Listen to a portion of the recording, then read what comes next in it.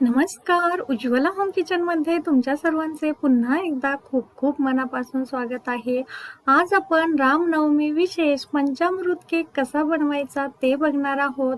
अगदी घरातल्या साहित्यात आपण हा झटपट केक बनवून तयार करणार आहोत आणि विशेष म्हणजे कुठलंही ओव्हन न वापरता कुकरमध्ये आपण हा केक मिनिटात बनवून तयार करणार आहोत आणि भरपूर दिवस टिकत असल्यामुळे फक्त रामनवमीलाच नाही तर इतर वेळेस सुद्धा तुम्ही करून मुलांना खायला दिला तरी सुद्धा हा अतिशय पौष्टिक असा असतो. आपण बघू शकतात मऊ लुसलुशीत कापसासारखा केक आजचा आपला तयार होणार आहे. तर त्यासाठी आपल्याला एका बाउलमध्ये अर्धी वाटी दही लागणार आहे. आता हे छान असं फेटून घ्यायचं आहे. आता दही फेटून झालं की त्यामध्ये त्याच वाटीने अर्धी वाटी आपण दूध टाकून घेतलेलं आहे आणि त्याच वाटीने पाव वाटी आपल्याला साजूक तूप टाकून घ्यायचं आहे आणि सर्व व्यवस्थित असं आपण मिक्स करून घेऊया. फक्त दही घेताना आपल्याला आंबट दही घ्यायचं नाहीये ते. आता त्याच वाटीने अर्धी वाटी आपण पिठी साखर घेतलेली आहे. आपली नॉर्मल साखर टाकली तरी सुद्धा चालेल, परंतु ती वितळायला वेळ लागतो, त्यामुळे पिठी साखरच टाकून घ्या. आणि एक मोठी वाटी म्हणजे 250 ग्रॅम येथे आपण बारीक रवा टाकून घेतलेला आहे. आता हे सर्व साहित्य ना व्यवस्थित असं विस्करच्या साहाय्याने आपल्याला मिक्स करायचं आहे. रव्याच्या आपल्या गुठळ्या होता कामा नये याची येथे काळजी घ्यायची आहे. आता सर्व बॅटर आपलं व्यवस्थित असं मिक्स झालेलं आहे. आता जरी थोडंसं पातळ वाटत असेल तरी नंतर अजून रवा आपला भिजायचा आहे. आता पाव चमचा आपण येथे वेलची पूड टाकलेली आहे आणि 2 ते 3 चमचे आपल्याला मध टाकून घ्यायचं आहे. मध हे ऑप्शनल आहे, परंतु पंचामृत करत असताना आपण त्यामध्ये मध वापरतो म्हणून आज आपण येथे 2 चमचे मध टाकून घेतलेलं आहे. आता हे बॅटर आपण 15 मिनिटासाठी साईडला ठेवून देऊया. आता एका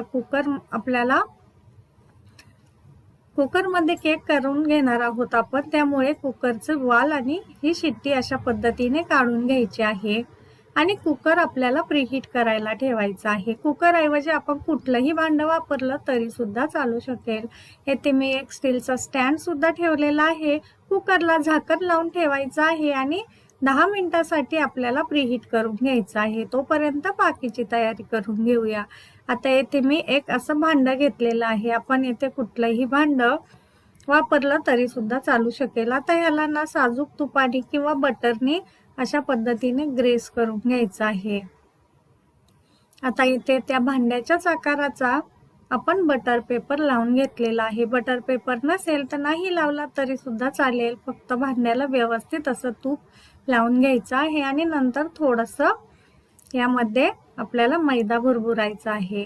आता हे साईडला ठेवून देऊया. आपलं 10 ते 15 मिनिटं झालेले आहे. आता आपण हे बॅटर पुन्हा एकदा मिक्स करून घेऊया. आपण बघू शकतात आता व्यवस्थित असं आपलं बॅटर बनवून तयार आहे. रवा आपला छान फुगल्यामुळे हे बॅटर थोडंसं घट्ट झालेलं आहे. आता येथे 1 चमचा आपण बेकिंग पावडर टाकून घेऊया आणि व्यवस्थित असं मिक्स करून घेऊ. बेकिंग पावडर नसेल तर आपण इनो टाकला 1 चमचा तरी सुद्धा काहीच हरकत नाही. ही 100% नो फेल रेसिपी आहे. कुणीही केली तरी हा केक अजिबात बिघडणार नाही. आता हे बॅटर केक साठीच आपलं तयार आहे. आता हे या भांड्यामध्ये टाकून घेऊया थोडं थोडं करून. आता आपला कुकर सुद्धा व्यवस्थित असा प्रीहीट झालेला आहे. असं थोडंसं टॅप करून घेऊया म्हणजे यामध्ये हवेचे बबल्स राहणार नाही. आता थोडेसे पिस्ता आणि बदामाचे काप टाकून घेऊया. हे ऑप्शनल आहे, आवडत असतील तर घाला, परंतु घातल्यामुळे केक अधिकच पौष्टिक तर बनतो, परंतु दिसायलाही अगदी छान दिसतो. थोडेसे रोज पेटल टाकून घेतलेले आहे मी येथे आणि आता लगेचच आपण कुकरमध्ये आपल्याला हा केक ठेवून द्यायचा आहे बेक होण्यासाठी. पुन्हा आपल्याला हे झाकण लावून घ्यायचं आहे. कुकर गरम असतो त्यामुळे सर्व आपल्याला व्यवस्थित जपूनच प्रक्रिया करायची आहे. आता 40 मिनिटांनी आपण चेक करून घेऊया. हे बघा किती छान असा आपला केक फुलून वरती आलेला आहे आणि कलरही अतिशय छान आलेला आहे. असं चाकूच्या साहाय्याने चेक करून घ्यायचं आहे. चाकू आपला छान असा सुका निघाला म्हणजेच आपला केक व्यवस्थित असा बनवून तयार झालेला आहे. आता कुकरमधून काढून घेऊया हा केक आणि थोडासा थंड होऊ देऊया ह्याला. थंड झाल्यानंतरच आपल्याला हा केक डिमोल्ड करून घ्यायचा आहे.